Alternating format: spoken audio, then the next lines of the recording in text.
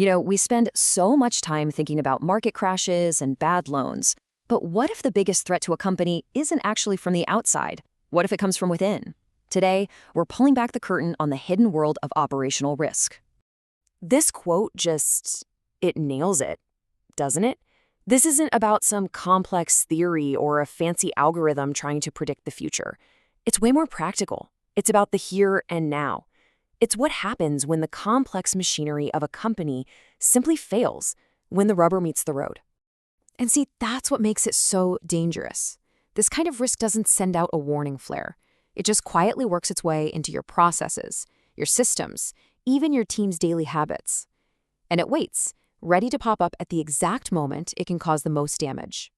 So let's move past the metaphors. What does operational risk actually look like on the ground? Let's break it down.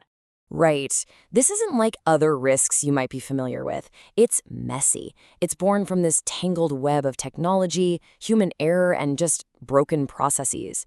You could say it's the chaos that erupts when a perfect plan runs headfirst into reality. Okay, so let's get a little more formal and put a real definition to this thing. And there it is. That's the official industry standard definition. And notice how broad it is. It covers everything from simple internal mistakes to massive outside attacks. And it has to be broad because the threat itself is, well, pretty much everywhere. So what does that actually look like in our day-to-day lives? It's that heart-stopping moment when your payment system goes down right when you need it. It's a cyber attack that leaks sensitive data. Or it could be something as simple as one person processing a transaction incorrectly, an error that cascades into a huge financial loss. These are the real, tangible failures that hit customers and the bottom line hard. And believe me, the consequences go way beyond just one bad transaction. Because every single one of these operational failures chips away at the most valuable asset in finance: trust. I mean, a company can spend years, decades even, building a brand, and a single operational screw-up can shatter that reputation literally overnight. And the financial fallout? It's staggering. We're talking about massive regulatory fines, lawsuits, lost business. It can all add up to billions. This isn't some minor inconvenience. For a lot of companies, it's a genuine existential threat. Okay, so if the threat is that serious, we need to know where to look. It's not totally random. There are specific moments, specific conditions where the danger is at its absolute highest. Let's explore these danger zones. Operational risk loves instability. It spikes during big changes, like a system upgrade or a merger. It skyrockets during rapid growth, when controls just can't keep up. But here's the real kicker, the paradox. It's just as dangerous when things are stable, when everything's routine. That's when complacency kicks in and we stop paying attention to the small stuff. And the sources? They're literally everywhere. You can see technology is the biggest piece of the pie here, but look at the other sources. Risk is embedded in our people, in our processes, and even in our reliance on outside partners. It's an internal and an external threat. So with a threat this widespread, who is actually on the hook for managing it? Well, the answer isn't just one department.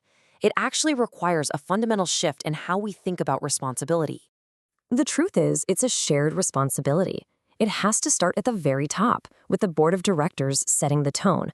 But it flows all the way down to the front lines, to the business units who are dealing with these risks every single day. Tech, compliance, even your external partners, everyone has a critical role to play.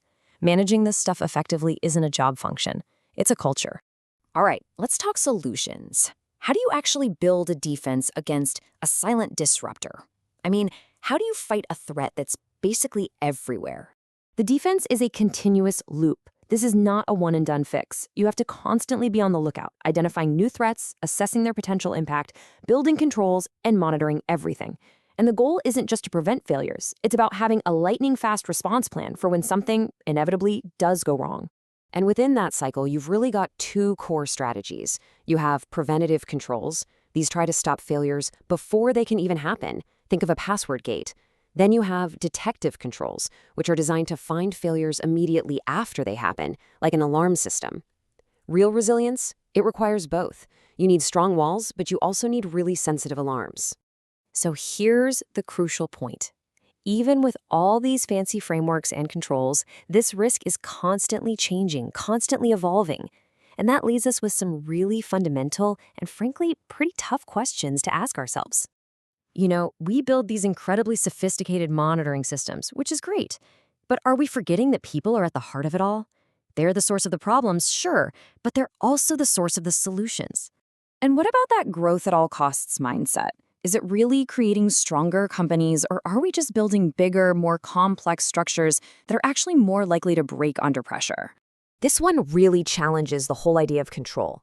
Maybe the goal isn't to eliminate this risk entirely, because maybe that's impossible. Maybe the goal is to get really, really good at navigating the uncertainty it creates.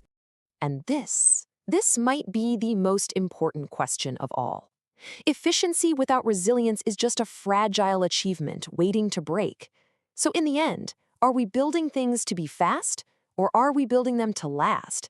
That's definitely something to think about.